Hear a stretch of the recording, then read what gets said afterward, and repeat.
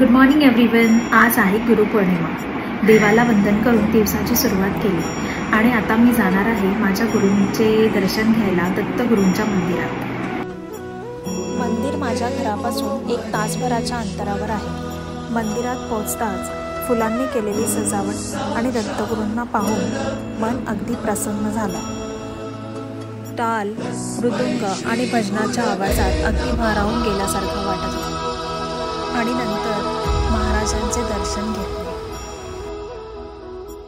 गुरु माझा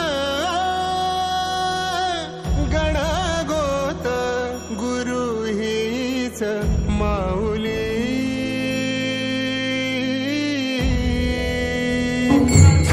गुरु स्पर्श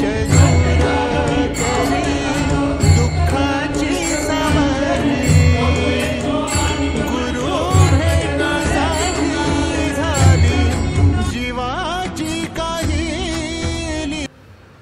घरी येईपर्यंत चहाची वेळ झाली होती। साहेबाने गार्लिक ब्रेड आणि चहा बनवायची फरमाईश केली। गार्लिक ब्रेडसाठी लागणारं सर्व साहित्य मी तयार केलं आणि पॅनवर शॅलो फ्राय करून एका साईडला चहासुद्धा रेडी केला। गार्लिक ब्रेड अगदी खमंग आणि स्वादिष्ट झाले होते। दोघांनी मिळून चहा एन्जॉय केला।